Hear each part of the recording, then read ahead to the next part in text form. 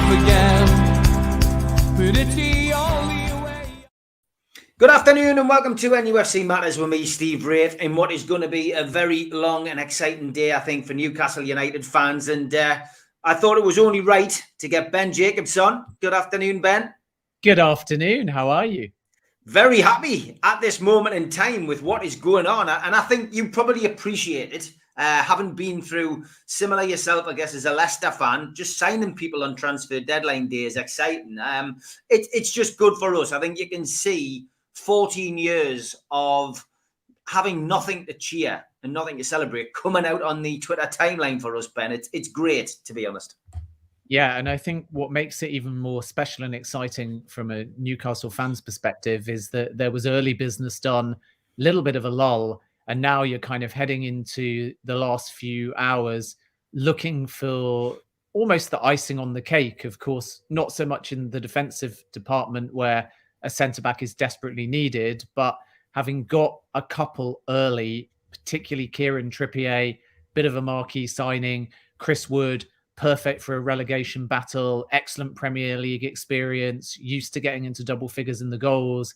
When you then have a defensive midfielder like Bruno, who has superb potential, is at his peak, is combative, links the play well, fits into a 4-4-2, as well as to some extent a 4-3-3.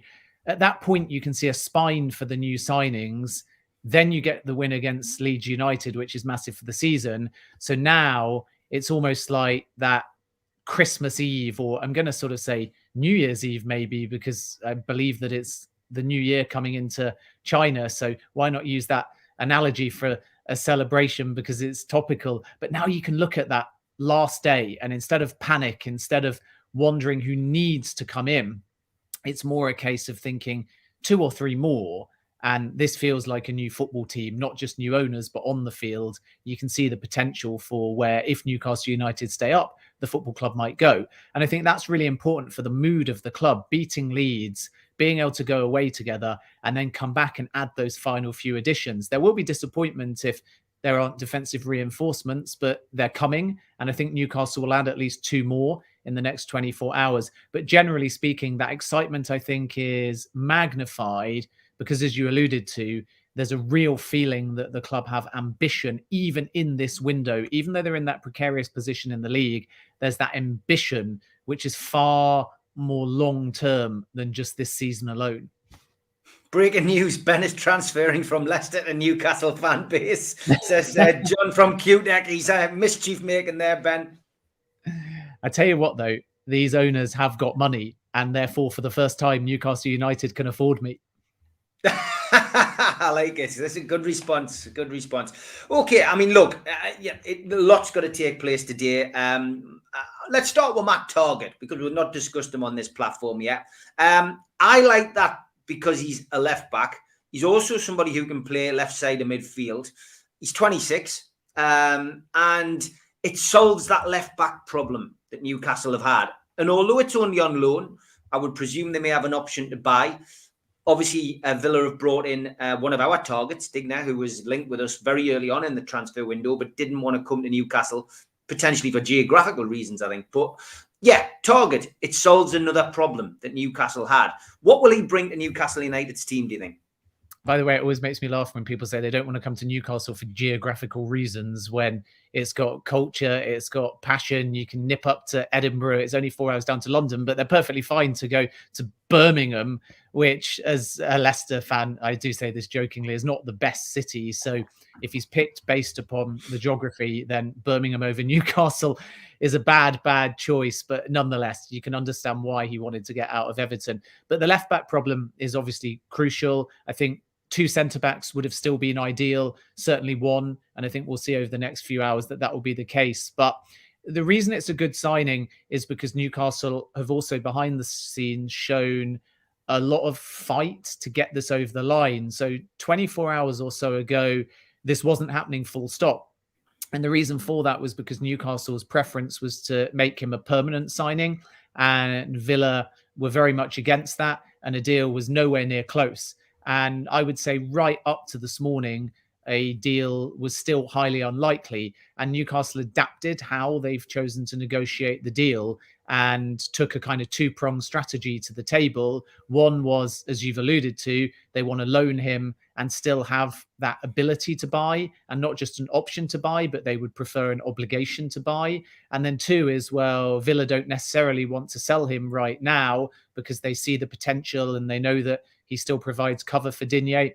And more importantly, going through Steven Gerrard's mind is just new manager and knows that versatility, that he can be moved into midfield and even potentially other areas on a football field as well, depending on what formation is deployed. So Villa definitely don't want to just come out there and give Newcastle the absolute opportunity to sell, or buy, I should say, and them sell. And in addition to that, you have the sort of COVID aspect too, where no club really wants to guarantee a sale in the summer, when if you loan a player and need them back due to circumstance, you still have the option to kind of keep your squad deep. So it's going to be interesting to see what happens with that one. But the reason why Newcastle have done well there is because they've strengthened a position that desperately needed resolving. They've given themselves versatility, which means in the back half of the season, if other players get injured or they have COVID outbreaks, they can, instead of calling up a youth player or asking for a postponement, bump him into a position where he's very comfortable and he definitely wants to develop that attacking game and start overlapping more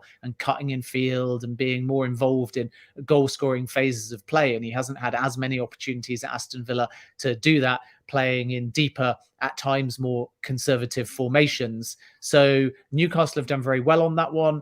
And I think that their preference clearly is just to sign him, but it remains to be seen whether Villa actually are prepared to sell, or whether this will sort of fall into that originally anyway Joe Willock style deal where there's a bit of will they, won't they are. So if it goes successfully, and that's why I compare it to Willock, Newcastle will then be desperate to make it permanent. But then of course, if you do well on a loan deal, your parent club is highly likely to say, well, hang on a minute, maybe we need to rethink this. So it's one to watch over the summer, but I'd be very surprised if it's anything at the moment other than a loan deal with an option to buy, but no obligation, because Villa want to keep the ability to call him back.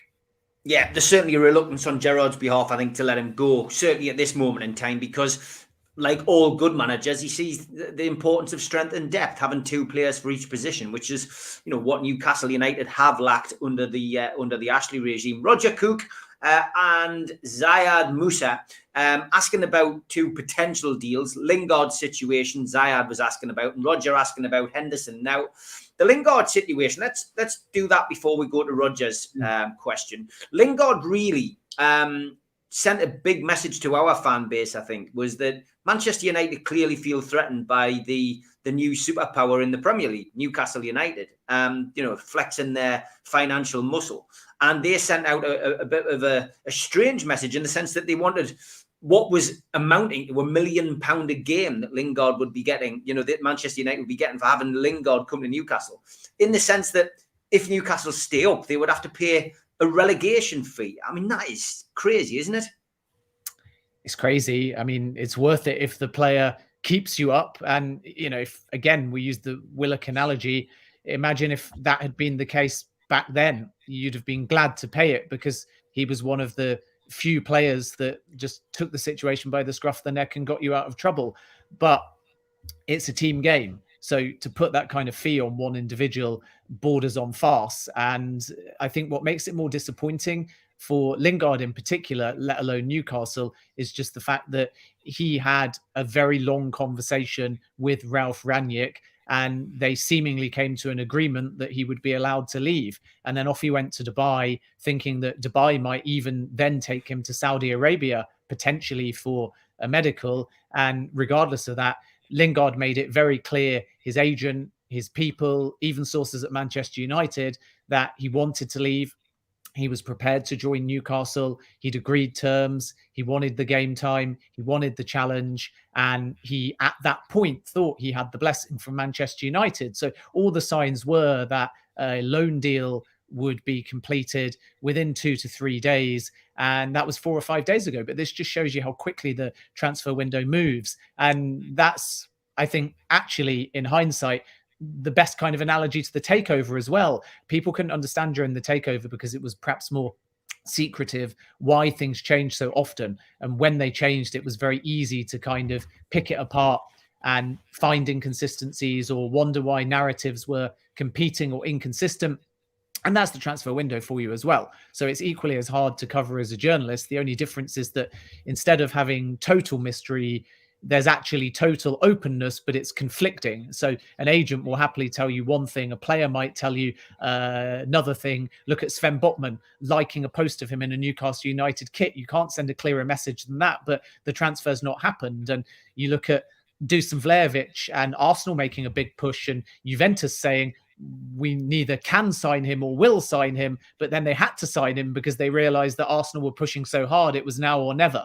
And that's what the window is all about. So coming back to Lingard, he was clear that the Newcastle deal was there for the taking. Newcastle had offered him terms he was prepared to accept, and it was a done deal until Manchester United came back and said only if ... And that's the clause that you mentioned, with a ridiculous amount of money. And by the way, Newcastle were prepared to pay around half that. So again, the ownership group deserve an element of credit for sticking to their guns, because I think a lot of people felt like, due to the position the club was in, plus the rich owners, when they really wanted somebody, they'd end up getting bullied financially into deals that had no real value. So the value's in the player, the value's in the long term, but short term financially in the middle of a pandemic, you're flashing around your checkbook knowing that you've overpaid. And the question was going to be, at what point would Newcastle United just pay to get names through the door? And having done business so early, I think there was no pressure on them to kind of panic buy or overpay. And they've really stuck to their guns and made sure that the financials behind the deals, as well as the targets, are sensible. Chris Wood is a sensible footballer. Yeah, they might have overpaid a little bit based on price tags, but not by much when you consider you're getting someone that basically scores 10 goals in the Premier League over the last 4 seasons anyway. So if he adds that tally in the back half of the season, which is admittedly a big ask, but if he gets his tally from 3 to 10, then that's worth keeping you in the Premier League. So again, that's sensible. And Trippier, sensible money staggered over a period of time. Loan deal, sensible, because it doesn't obligate you. And if the player keeps you up, you can revisit it and then decide whether you're prepared to pay. If you look at Burn, it's roughly 14 or 15 million. Again, that is a market value price for a very talented player. So then you get back to Lingard again, and Newcastle said, no, we're not going to give you the extra 7, 8, 9 million, even though the player's prepared to move. So the deal collapses. And I think that just tells you that these are not just owners waving their checkbook around. And that for me is where Amanda Staveley and Jamie Rubin's day-to-day knowledge of English football business comes into play. That's where they are the sort of safety catch, if you like, compared to PIF, who maybe are like, just get it done, just bring in a name everybody knows. And I think that's where Eddie Howe and the other two parts of the ownership group are able to say, no, let's be sensible, let's not try and kind of run before we can walk. And that's basically why Lingard didn't happen.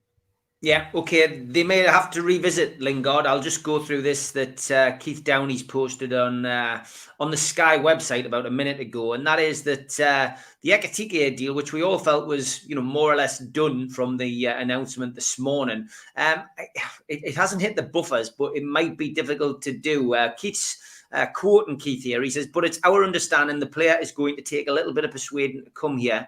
The clock is ticking on the deal." Essentially, they say that it's running out due to the geography involved. He's going to have to make the decision to come to Newcastle, travel over, take his medical, and sign the deal before the deadline. And Keith says it may just fall down due to what the player wants to do. So Keith, his opinion on that is that Newcastle would then have to look elsewhere, which of course they will. They do need a goal scorer. And he says, we know they've been interested in Jesse Lingard all window long. The player is keen to move to Newcastle, and Newcastle would love to bring him to Newcastle. But the financials are the problem there, and both parties would need to come to some kind of compromise. Newcastle would only turn to Lingard if they get a definite no from Ekitike, which only a few hours ago they felt was going to happen, but that one is on ice at the moment. So there is your latest update on that. Of course, there could be plenty twists and turns between now and 11 o'clock. Roger Cook, let's go to what he wanted to say, and that is about Henderson. And a lot of people scratching their heads about goalkeepers, but I had to point to some people that, in the last couple of games, we've had to have a couple of goalkeepers on the bench. Now, that tells you what we already knew here at NUFC Matters anyway, that the injury to Dubravka was a lot more serious than we were ever told, and that they are really, although he's back in the firing line and back in as number one, they're treating him with kid gloves, and there is a wince on the bench every time he goes down, because I think there is a lack of confidence in the goalkeepers behind him. Darlow, of course, Woodman, who had to play, and of course Gillespie, who Newcastle fan, delighted to just be on the bench and be part of it, but hasn't really featured. So I think there's a fear there. That's why they're chasing Henderson. Is that a possibility, do you think? And is that a good move? Is Henderson a good fit for Newcastle, even just as a backup to Dubravka? I think he's a good fit. I don't think it's a particularly strong move for Henderson unless he has intimation that he can challenge for the number one spot. I mean, of course, in theory he can, but the point is what's he doing at Manchester United? He's playing number two to David De Gea. So if Dubravka is injured, and we know that he didn't play in the friendly against Al Ittihad in Saudi Arabia, then you have to feel like you would enter and play.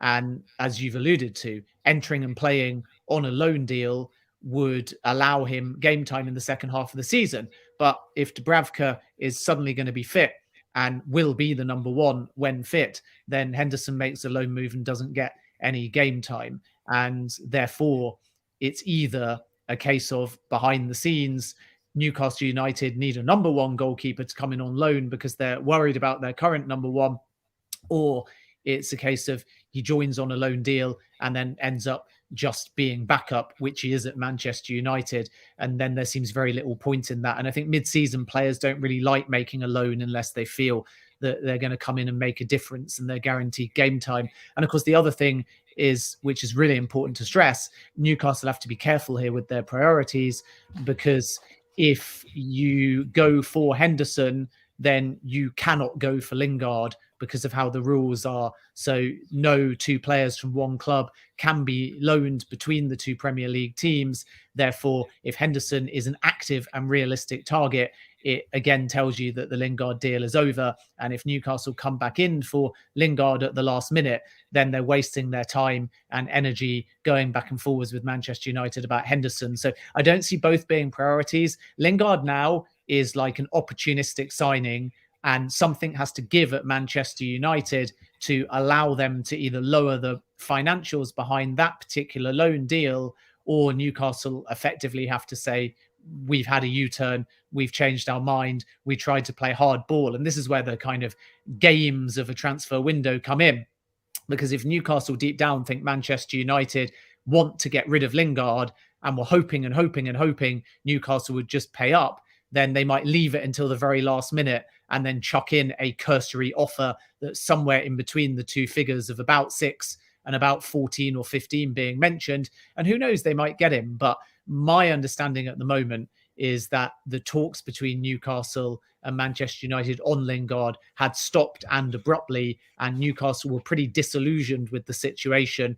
And it's also important to note ahead of the summer that any Premier League incoming, and I know like Wood has joined from Burnley, but that was under different circumstances because of the release clause. So Newcastle always knew, regardless of when that clause is activated, that they could get Wood because of how the contract was structured. But when you look at a first deal between Newcastle United and a member of the Big Six, whether that is a loan or a permanent deal, it's pivotal going into the summer, because if Newcastle stay up, they're in a completely different position heading into the next window. So the first deal between Newcastle and a Premier League club in the Big Six, at least, is massive, because it sets the whole dynamic of how easy is it to do business? Are the prices being inflated? Is there bad blood between negotiations and so on? So that's why the Lingard deal, if it was to come back on the table late tonight, is quite interesting, because if it's Manchester United that cave, then Newcastle have sort of got a broader victory against the bigger clubs or the Premier League clubs heading into other deals over the summer. If Manchester United hold out for the amount they want and Newcastle still take Lingard on loan, then every other club, particularly the big clubs, is going to go, that's how you do business with Newcastle. You say no to them repeatedly. You wait until it's the last minute. You allow the panic to set in, and then you charge them the highest possible price, and you get the best possible business. And that Newcastle may not care about if they got Lingard and stayed up in the short term, but in the long term, that's a damaging business approach because it sets the wrong precedent. Yeah, definitely does. I think they've done the business well. I agree with you. You know, you said about Amanda and Jamie, essentially, you know, doing what they do best, which is doing deals. I think they've done things in the right way. And although I've heard a bit of criticism from some ex-players about them not bringing a director of football in, they're not bringing a chief executive in, why rush those decisions when, you know, essentially you want to bring the right person in or the right people in? You know, from my perspective, I just don't see why they need to rush those decisions. And clearly they had some kind of, you know, conversation with Hammond, who guided them and told them if their business plan was correct. And I think as well, Eddie Howe and Jason Tindall have come in, and for once we revert back to what used to happen in the old days, Ben, which is trust your manager. You've given the manager that opportunity to come in and manage your squad, manage the players that you're spending the money on, but give him some say. He's the person who has to work with these people. And Eddie Howe, you know, I know from a conversation I had with my dad way back when the club was taken over, you know, that he was impressed with him. They certainly had watched and studied enough of what was going on in football in Newcastle before they took over the club. And they quite liked what they saw with Eddie Howe. And he must have really impressed in the interview. And he had a point to prove. And I think Eddie Howe's the right man. You know me, I'm a Rafa man. I wanted to see Rafa return. But I'm delighted with Eddie Howe. And I think long-term, whether Newcastle go down or whether Newcastle stay up by the skin of their teeth and then go on from phase one, as a lot of people are calling it now, to phase two and buying phase two players, I think we've got the right man in the job. And I think the only other person I would like to see potentially, and this won't please you, but it's Brendan Rodgers, because he's another good manager. But you know what I mean? He's tried and tested in the Premier League, and every club he goes to, he does very well. Do you know what I mean? So he's in the same kind of mold, very methodical, modern day manager, and somebody who has clearly the respect of the players. Yeah, I mean, as a Leicester fan, you don't need to sell me on Brendan Rodgers, but, you know, it's a phased strategy, not just because of their business plan. And they'll use that in a more corporate sense of like, here's how we build the club. Here's how we build the brand. Here's how we change the ethos. Here's how we get into Europe. Here's how we get into the Champions League and win trophies. And then here's how we stay there. And then I suppose the last aspect of that is here's how we, loosely speaking, as a group, rather than just Newcastle, expand as a kind of football brand. And that's when the integration of other clubs and their relationship with Newcastle and the brand comes in. But there's also just a two-phase strategy, which is much simpler and less corporate and more football focused, which is the immediate and the future. And I think that's why Eddie Howe and Nicky Hammond have been allowed to have so much control. And that's why they've not brought in a director of football, because that type of appointment is as much strategic as it is football alone. And you've got such limited time to keep the football club up. And you've only got one window, which cuts the time even further, because it's not just about what can you do between now and the end of the season.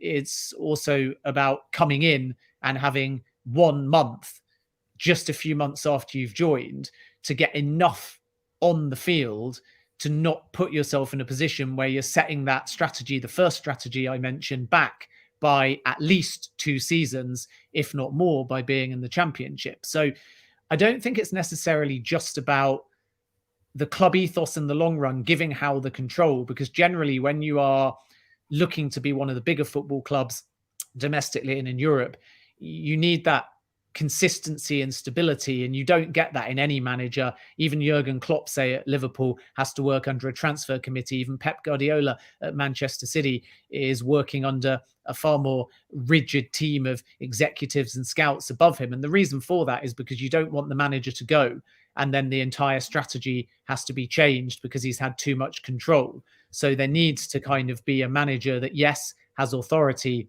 but also accepts that what he builds foundationally doesn't leave when he does, whether that's after a season or 2 decades. And clubs, for example, like Watford, fighting Newcastle for relegation, have this problem. Every time they change their manager, different style, personnel, coaches, ethos, training methods, and ultimately signings. And you have to try and plan really 2 to 3 windows ahead. So one of the scouts that I speak to regularly talks of how when they sign a marquee name that everyone's excited about, his first job, and he's at one of the big 6 Premier League clubs, is to replace the person they've signed. Day after they've signed, whoever that player is, the next day he's tasked with making a short list of who the replacement is. And then they start developing the relationships. They start working on the family. They start looking at the player's personality and mentality. They go down and watch him, and they may not sign him for 3 to 5 years.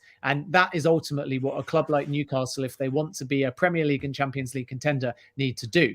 So in the immediate, Howe's been told, you're the one picking the team. Who do you need tomorrow that's going to keep you in the Premier League? And Nicky Hammond will help you. And then in the longer term, when we get to the next window, if Newcastle stay up, then I think you'll find that Howe and Hammond, assuming that he's still there, have a lot less control. And that's when a new director of football will come in. And that's when that director of football will kind of be the middle person between the management team and the ownership group. And at that point, and Howe will know he's in for all of this. It won't come as a surprise. But at that point, I expect the club to have a future-driven strategy that says this is the hierarchy, this is the scouting process, this is the budget and decision-making process. But right now, it's like, why put spreadsheets and documents and presentations in place when you're fighting for your life to stay up? Just ask the manager in the short term who he needs, work with pre-existing targets from potentially even the Bruce era that the club were already looking at, fill the hole, get the ball in the back of the net, keep a few clean sheets, stay up, and then kind of work out the hierarchy and the future plan way after that. Because if you look at trying to implement that structure first and then you don't stay up, you've essentially just wasted your time. Yeah, I think by the sounds of it, Hammond was only short term. I think he came in, he looked over the potential deals that Newcastle wanted to do, and then he was passed over. So I don't think Hammond is actually at the club full time, which is interesting. But again, you know, as you said, Jamie Rubin and Amanda, you know, haven't got to where they are in business without being shrewd operators. And Jamie, of course, people forget, has experience of being involved in football at Queen's Park Rangers, of course. And, you know, for me, I've never worried in the slightest about these people getting deals done. A little bit of an update on the Ekitike situation, this time from Fabrizio Romano, of course, who is very prolific, as we all know, on Twitter, gets a lot of things right, gets a few things wrong. His reading on the situation is that, you know, Ekitike could be ready to fly to England in the next few hours, and be ready for the potential move to Newcastle, because the clubs are getting closer to a full agreement. His understanding is that Reims want a percentage on future sale clause included, 25 million plus bonuses bid on the table, of course. So again, we will watch that one closely and see how things develop. Going to have a quick ad break, and then I'll be back with Ben taking more of your points and questions. Thanks to all our sponsors. Spider VPN for all your internet security. Google Spider VPN. They come up at the top of the Google search list. They are the boys to trust and will protect your computer from unwanted bugs.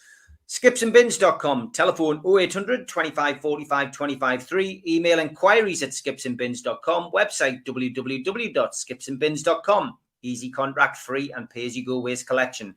Thanks also to L&G Family Funeral Directors, 0191 389 7245, and to Garden of Healing Dispensary, CBD hemp and cannabinoid specialists, www.gohd.com.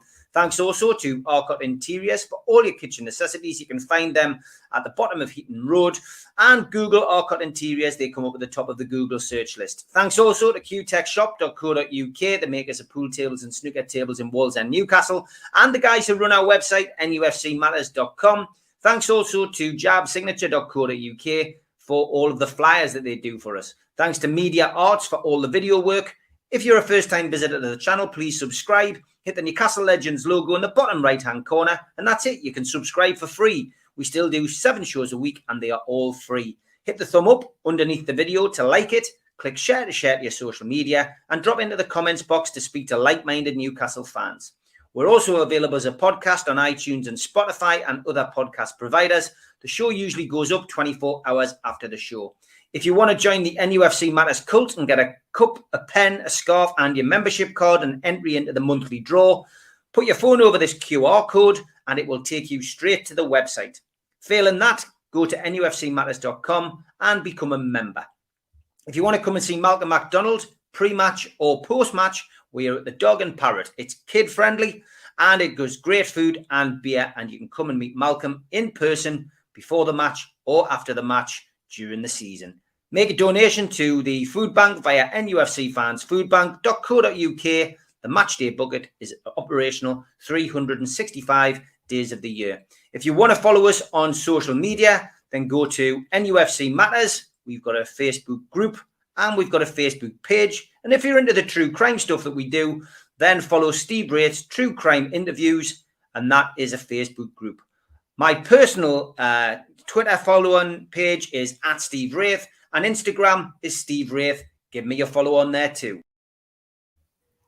Okay, Craig Hope's take on Ekitike, which is one which everybody really wants to know about. Our personal terms are not an issue. It is whether Ekitike is ready to make a big move abroad at this moment. Decision time will be fast approaching, though, given logistics and deadline. Newcastle giving it their all to get it done, though. So lots of talk about that. I'm sure that will run and run and run. And most of you who've taken a day off work will probably be sitting watching it. Don't forget, we will be spending a hell of a lot of time with you tonight because we will be back at 6 o'clock with the Fans Forum deadline day show.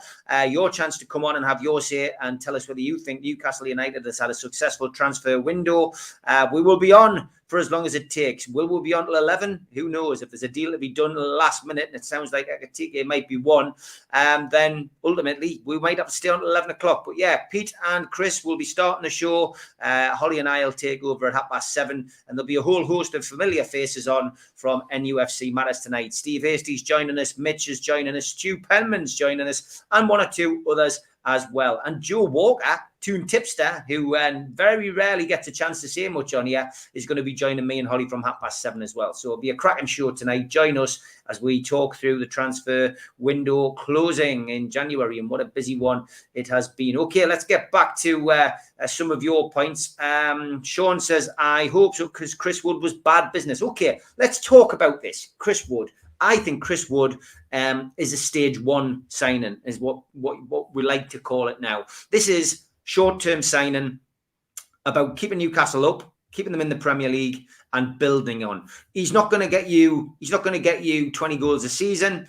On average, he averages 10 goals a season. I think he's got 50 Premier League goals. He's a good foil for a good goal scorer. We've got one. He's injured a lot. Callum Wilson. Hence the reason we're trying to bring this youngster in, Ekitike. So from my perspective, he's part 1 of the problem up front. We need the part 2 in on deadline day, or we're going to have an issue scoring goals still. What's your take on Chris Wood? Good signing or bad signing? I believe it was we overpaid for him. We knew we had to, because we are desperate for another forward. What's your take on it, Ben? Yeah, I agree with you. The price was overpaid, but you pay a fair proportion of that back if you get those goals to keep Newcastle up. I obviously saw a lot of Chris during his time at Leicester. He was a little bit younger in those days, but he really wasn't as prolific as after he left my club. So my perspective of him playing for Leicester versus after is a bit different. And I also know that he was very highly rated by the former New Zealand manager, Anthony Hodgson, who's a friend of mine, who would tell me when he was at Leicester about the areas where he needed to improve. And there's a few things to say with Wood. First of all is that he's old school, and therefore he fits well into Howe's 4-4-2 formation. He is a target naturally, and as pessimistic as this sounds, he's a sort of dual signing in the sense that either he's going to score the goals that get Newcastle out of trouble in the second half of the season and then be replaced, or be a bit part player or an option from the bench. So then if he gets those goals and keeps you up, then nobody's saying that he's your lead striker challenging for Champions League football, and therefore he serves a role and he either moves on or he becomes a part of the squad. And maybe he wants to be part of that European adventure and sees it as a step up in terms of wages and potential silverware comparative to Burnley over the next couple of years. He won't be at the club for more than 2 or 3 seasons, in my opinion, regardless. And then the second option is things don't go to plan and you suddenly have a decent striker that can probably move from 10 goals to at least 15 in the Championship. And again, if those are the goals that get you back up, he probably moves on once again and he serves a purpose. So it's a short-term signing that doesn't have a wow factor. And I can sort of pre-see the cartoons in some people's head of like Newcastle United, richest club in the world. They want Mbappe. They got Chris Wood. And it's very easy to kind of have that glib narrative. But, you know, they were never going to get Mbappe Newcastle. And probably most of us thought they weren't going to get Chris Wood. And it was going to be a variety of players in between. But when you look at his strengths, what's he going to bring? First of all, work ethic. So like him or loathe him, you're going to see a player put in 90 minutes until the shirt's sticking to him with sweat and he will wear his heart on his sleeve. Second thing you're going to get from him is physicality. And, you know, Newcastle's problem for me has been that they've started games slow and that they've not turned up until they've found themselves in trouble. And then at the other end of the field, when they have got leads, they've lost them late. So what you've effectively got is a team that need to desperately improve in the first 15 minutes of a game and desperately need to improve in the last 15 minutes of a game. And this is a player that just by winning the ball in useful areas in the first 15 minutes of the game can give you that option away from home where maybe it is lumped forwards or maybe it comes on the counter attack and he's able to win a flick on or he's able to hold up the ball. And that allows other more enterprising players to run around him. And when you look at who Newcastle have signed, the likes of Trippier will love to overlap. And if he can link up the play from centrally, there'll be wide options. Then he gets himself in the box. And maybe others weave play in a more intrepid and visually appealing way. But similarly, a quick cross into the box. And he's faster than you think Chris would. And he'll be there to use his aerial power. You know, he's not the best always with his feet, but he does a job. He'll find a goal. He'll cause problems. He'll draw other defenders in a very unsung way that then allows the likes of St. Maximin and others, Callum Wilson when he's fit, to get into more space. And even if the ball doesn't reach Chris Wood, even if you think he's anonymous, I would encourage Newcastle United fans to watch what he does off the ball, to watch the fact that his head doesn't drop and to watch what he does off the ball. And you may be watching others and the ball may never reach him and you may say, Chris Wood, anonymous, but watch what he does off the ball as well, because that's what's creating the subtleties that allow Newcastle to gain width and come forwards and be more fluid. And then in the last minutes of the game, a bit like Vardy, I guess, at Leicester, particularly during his prime, he can take the ball into the corners. You know, why are Newcastle conceding late goals? Because they're getting deeper and deeper and deeper and deeper and deeper. And in a very basic sense, how do you combat that? You have a big, bullish, tall, fit footballer that just says, lump it up, and I'll bring it down and I'll buy you that 15 seconds. And even if when I take the ball, there's no one else around me because you're all still in your own box, that might be the respite that you need to see out a game. So I think he's going to offer a lot that goes unseen and unheralded. And I think in the short term, he's just a sensible signing, because if I wanted to stay up in the Premier League, how would I go about that? One, I would replace my injured form striker in Wilson. Two, I would get somebody that is used to scoring Premier League goals and being in a relegation battle. And three, as an added bonus, even though it wasn't intentional, I'd rip off 10 goals a season from one of my biggest rivals to go down. So I think it's an excellent bit of business if we're only looking at the next 6 months. Yeah, I agree. Everton have just announced the worst kept secret in football. Frank Lampard has been confirmed as the club's new manager, 2.5-year deal. See how long he lasts at Everton. They're getting very excited about that, but you just never know how things are going to work out. Everton seem to have so many problems behind the scenes. I think that is a rather strange move, but we will wait and see. And of course, Aaron Ramsey, another player linked with Newcastle, let's face it, who hasn't been linked with Newcastle in this window, is in talks with Rangers about a potential move there. So any interest or alleged interest that Newcastle potentially had seems to have not come to fruition. Another name linked with Newcastle, of course, was Ousmane Dembele. And again, nothing linking Newcastle to him today, but Paris Saint-Germain's talks with him have essentially stalled. So again, lots of things happening, and not all of it concerning Newcastle. Of course, we will see how things develop. Question for Ben from Tom Dixon. He says, "Do you think we will get relegated this season? Do you think the transfer window is going to help us stay up, Ben?" I think the win at Leeds helps you stay up. And I feel like if you looked at the points tally and nobody told you where safety was or where the other teams were, i.e. if you just took Newcastle's points tally, particularly before Leeds, and you said one win, and then you saw how many points they had, you would expect them to be cut adrift. And for whatever reason, they've never actually been that cut adrift. And by beating Leeds, it's really tightened everything up. And I think the Norwich, fine, have found a bit of form, but I still think that they're goners, and ultimately even Newcastle have got games in hand over them. Burnley have got all these games in hand, but they're just getting further and further and further away. And I think Watford is the only interesting one now, because if they'd have kept Ranieri, they were gone.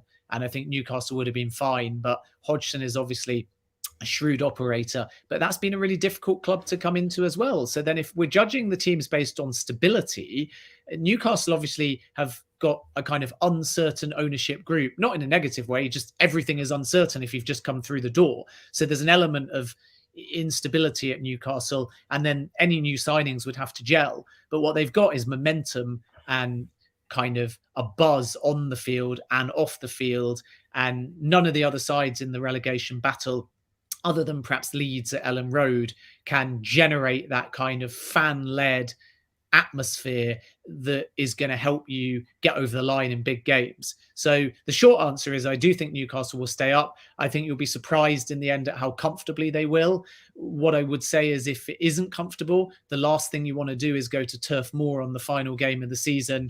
And actually, the way it's going, it won't be Burnley's final game of the season, potentially, because they could have like 15 games still to play at this rate by the time they get to that fixture. But I think they'll leave that final game with everyone playing at the same time. So you don't want to be going to Turf Moor in the last game of the season, needing a result. But I think Newcastle, having beaten Leeds, have sort of almost found a way now to win games, keep clean sheets, and that's confidence rather than, what you do in the 90 minutes. I think that Howe has instilled this kind of focus and a bit more discipline, and we don't see it every week. We've not always seen it for a complete 90 minutes, but we certainly saw it in the first half against Manchester United, that coming out the blocks fast. And we certainly saw it against Leeds United in terms of finishing a game with steeliness, but also, actually the first half against Leeds, they were under the cosh, and Trippier was getting reasonably schooled by Harrison. So that tells you that Howe and Trippier, which is credit to both manager and the experience of Trippier, are able to adapt. And then in the second half, Leeds were a lot quieter, and Trippier was arguably Newcastle's best player, certainly in the last half an hour of that game. So I think that's why I believe Newcastle will stay up, because I see in real time, which is completely different to under Steve Bruce, both manager and players being able to adapt within 90 minutes and heads not dropping. And then now they've won away for the first time, and they've got some big games coming up at St James's Park, also against relegation rivals. I just see them having a minimum mid-table style second half of the season. So then if you take mid-table second half of the season, usually for mid-table, you're looking at 22, 23 points from your 19 odd games. So just for the hell of it, you add that to Newcastle's total, they finish, for me, comfortably in the mid-30s. And I think 31, 32 this season will probably be fine to stay up. Yeah, I would agree. Lots going on, as always, on transfer deadline day. And as I say, great for us to be in the mix. Sky now reporting that Ekitike is having conversations with those closest to him ahead of a potentially life-changing decision. They're really hamming this up, aren't they, on Sky, to be perfectly honest. Like, it's probably all been done and dusted, but they're just doing this for clicks. On the outgoing scenario, Freddie Woodman is reportedly undergoing a medical at Bournemouth ahead of a loan deal until the end of the season, which, of course, is a story that Lee Ryder at the Evening Chronicle broke. And that would be a wise move, I think, for Freddie Woodman, because he's no longer in the first team picture. And, that could be a good move for both player and for club. So that is one outgoing, certainly, which looks as if it'll probably go ahead. Alan says, Steve, have Newcastle signed any players yet? Oh, that was the last 14 years. Great, buzzing and excited. Had lots of messages like that. Lots of people saying that Jesse Lingard would be a good one. We've got a Man United fan in, Stephen United. He says, you guys needed the man, Phil Jones. I think we'll be happy with Dan Burns, Stephen. I've got to be perfectly honest. He's a Geordie boy. He's 6'7". His stats are fantastic. Knows where the back of the net is as well for a centre-half. But that's what we needed. We needed a good English old-fashioned centre-half who's born and bred on Tyneside. So for me, I'm happy. You can keep Phil Jones for now, mate. Everton with a new manager, says Richard, might not be as straightforward as it may be. A massive, massive game. I mean, it depends whether they get a bounce, Ben. That's our next fixture, Everton, and it's still another week away. It's a week tomorrow that we play Everton at St James's Park. I probably going to have to go through the record books to find when we had as many debutants in a game, because this could essentially see Newcastle have a record number of debuts in one match. Yeah, I mean, it's going to be interesting to see how many are deemed to be kind of Premier League fit and thrown straight into it versus those that might kind of come off the bench. I think there's a fair chance that Bruno will be involved because his fitness is high and he's a very versatile player, very used to playing in both of Hal's preferred systems and formations. I'm not convinced that anybody, that's sort of being linked without the Premier League experience, particularly on the kind of younger side, would necessarily feature. You've got a week to obviously be part of the squad, and every squad player is needed. But if you look at Ekitike, for example, only 19, top teenage goal scorer in Europe, billed as the next Mbappe and all of that. So there will be excitement to see him, but wouldn't be thrown into the starting lineup against Everton, probably only a bench player at best. And there will be a kind of adaptive process should he join. And Lingard even was that to happen. I don't think necessarily straight into a starting lineup. I think Howe will stick with a reasonably tried and tested team that played against Leeds, that were involved against Al Ittihad, because some of staying up is about having that winning formula. And the challenge actually with the transfer window mid-season is all the names on paper like Championship Manager look great, but they've still got to learn to play together and gel. And, how much does Ekitike know about Chris Wood? How much does Bruno know about St Maximin? Like, quite a bit on paper, but they'll have had a week to train together. And again, they'll have to understand Howe's sort of a counter-attacking system. So I don't think there'll be like a flurry. I think you put maybe 2 or 3 maximum, and the rest, if they sign more than that over the next few days, because obviously some of these players have already made their debuts, if we're talking about the January window, will be on the bench. But on Ekitike specifically, I think what people perhaps don't appreciate about the challenge of this move is 2 things. First of all, is just how close he is to his family and how settled he actually is within his lifestyle. And the kid's still a teenager, and the family advice, having kind of done a bit of digging over the last week, is essentially that he's in no rush. And that's not just with Newcastle, that's generally. And then the agent narrative is very much like he's the next Mbappe. And that's what you do as an agent. You sell your player as the next Mbappe, and his goal scoring record proves that. And then what happens is you get big money and a big move. But this is a kid that is one of the most mentally strong footballers that I've seen on the field, and off it, he's very sort of humble. And therefore, when you have a player like that is humble enough not to just jump at the first big money move, but is mentally strong enough on the field to kind of back his game whilst he's playing, to make that transition, to grow and develop. And, you know, where he needs to grow, because his mental strength is right up there. His finishing is natural born. Where he needs to grow is in that kind of team ethos still. He needs to kind of develop a bit more of that vision. He needs to understand when it's better to be unselfish. And to some extent, he needs to look at his movement a little bit. So he does very well in central areas.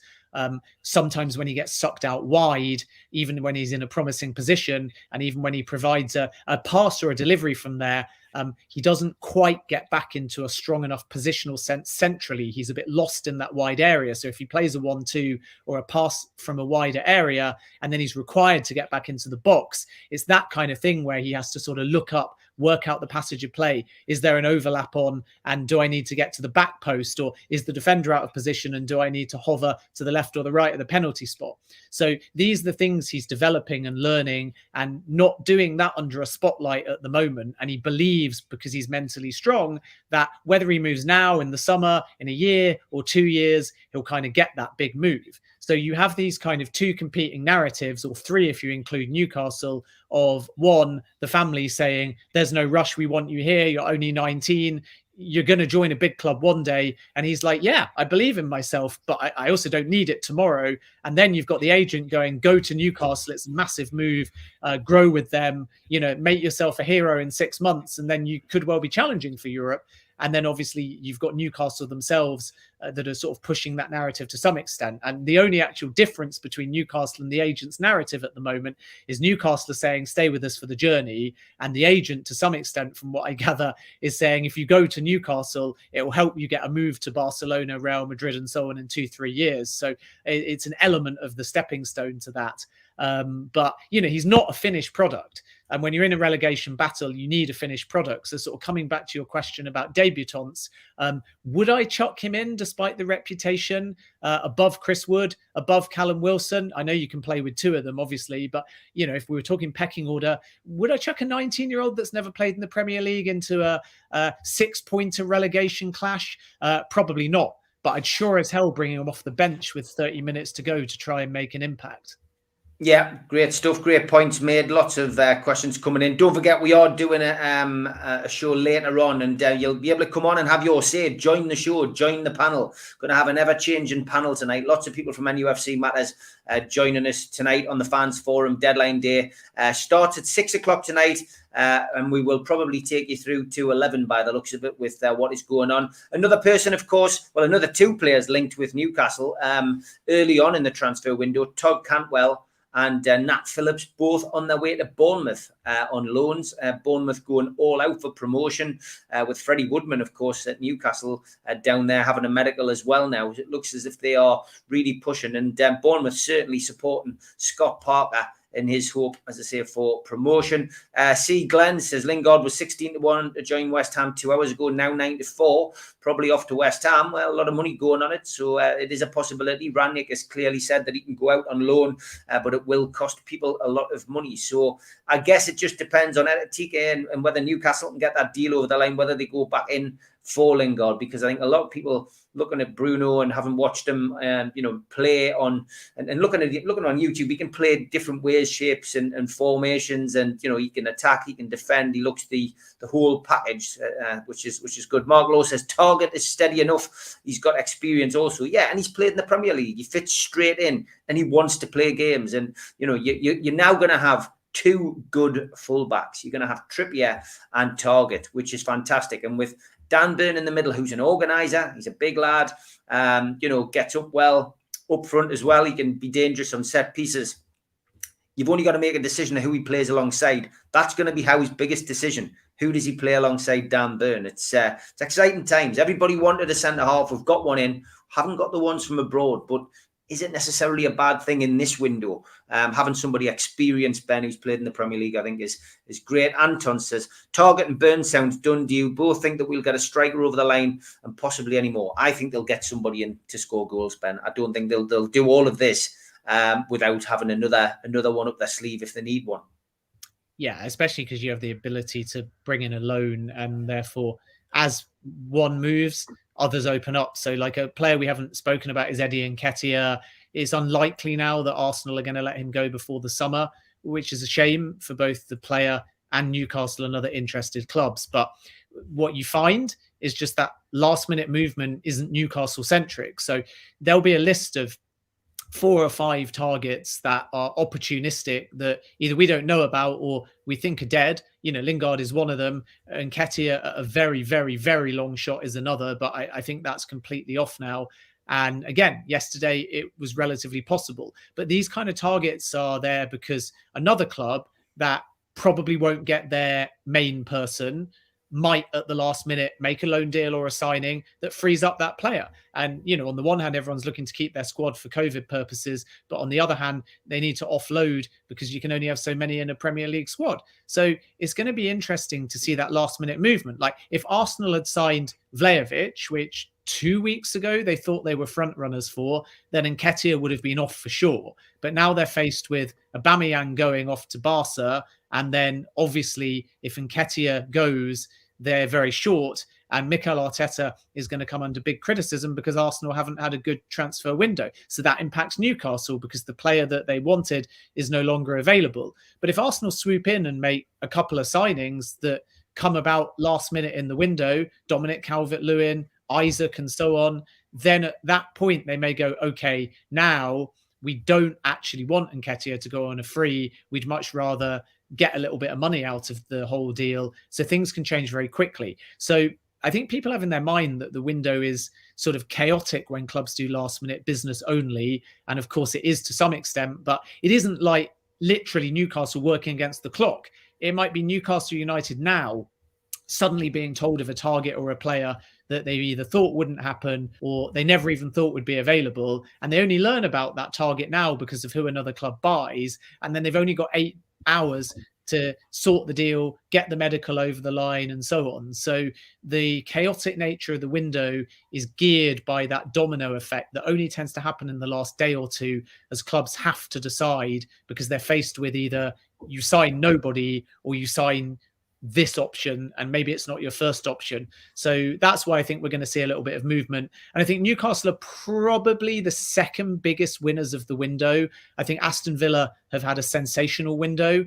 And I think to bring in Coutinho and get Digne is just brilliant business, especially from a relatively new manager. And even though Newcastle will have more names than any other Premier League club, I think they're number one for me, but Newcastle are not too far behind.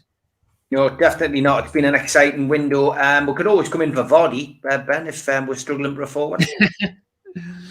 To be honest, you can have Vardy if you pay. Oh, really? You can pay sort of.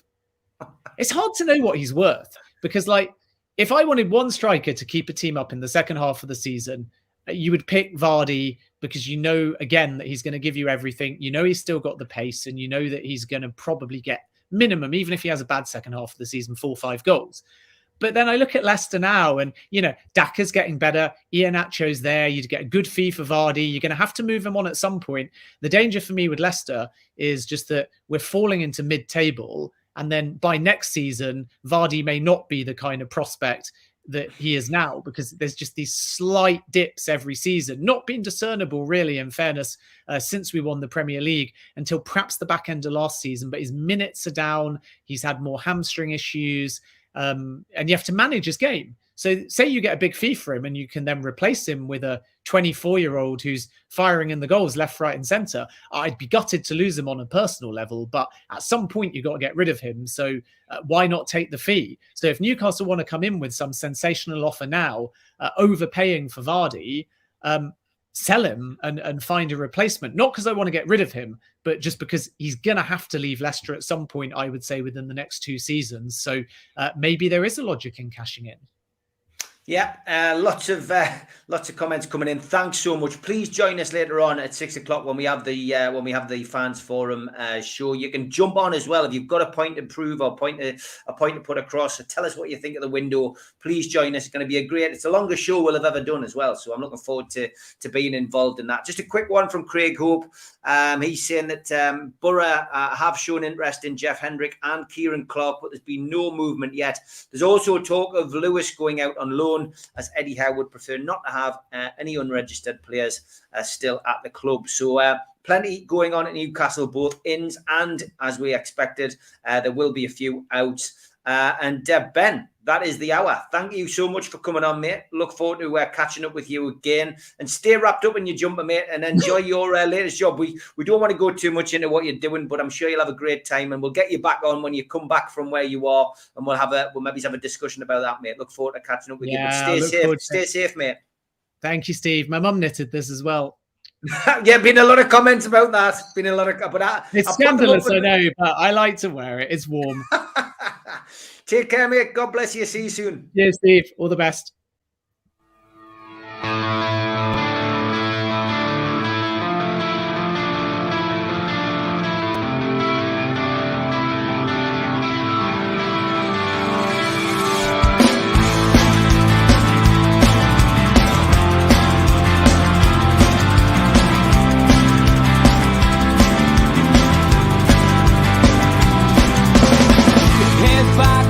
Critics attack. It feels like I've been talking to myself again.